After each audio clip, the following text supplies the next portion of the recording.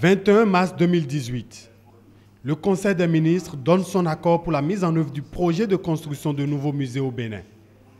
Il s'agit du musée de l'épopée des rois d'Abomey, du musée d'esclavage de Ouidah, du musée Toussaint Louverture d'Alada et du musée international des arts et civilisations du Vaudou Orisha de Porto-Novo. Esclavage, vaudou, histoire de Ouidah, c'est roi d'Abomey, Amazone, voilà, c'est notre richesse ça. Et voilà pourquoi le gouvernement a décidé d'investir de manière très importante. On sera le seul pays d'Afrique à posséder 5 équipements muséaux culturels de cette envergure-là. Cette ambition apparaît absolument incroyable, ce que le gouvernement est en train de faire en termes d'investissement pour le tourisme, mais c'est parce qu'on investit pour récolter des fruits au long terme. Et c'est parce qu'il y a une conviction du gouvernement que le tourisme développé, articulé, mis en tourisme justement, ces patrimoines mis en tourisme peuvent vraiment être le pétrole du Bénin. Le bateau du départ désiré par le président est tout l'inverse. Ce bateau est figé dans le temps. Il ne partira plus jamais. Et le symbole même de l'arrêt de cet exode, de tous ces gens qui sont partis.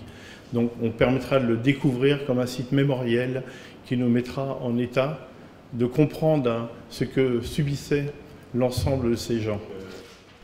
Ces projets phares voulus par le gouvernement sont présentés aux maires des localités concernées, aux architectes et aux acteurs touristiques.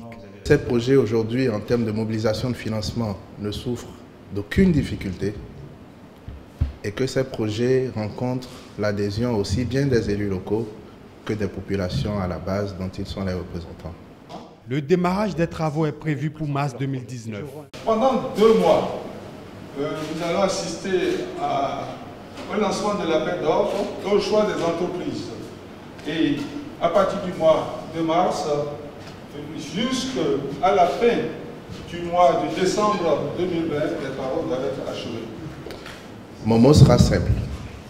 Il sera d'abord de rassurer tout le monde sur la pertinence de tous ces projets.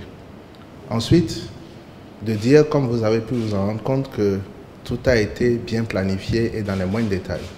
L'autre aspect important est que ces projets sont suivis d'un volet spécifique de scénographie et d'éclairage muséal. Du théâtre avec des décors, des éclairages dynamiques, des machineries, de faire entrer aussi les techniques du cinéma, de la projection, des fonds verts, des effets spéciaux, pourquoi pas.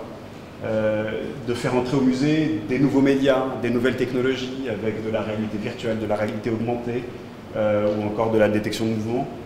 Et évidemment convoquer les arts plastiques et graphiques. Il y a une très très grande richesse au Bénin et donc on compte bien s'appuyer dessus pour développer formellement les contextualisations scénographiques. Ce vaste programme prend en compte également la reconstruction des forts français, anglais et portugais. À terme, le Bénin pourra disposer de cadres modernisés pour la conservation de ses œuvres touristiques et historiques.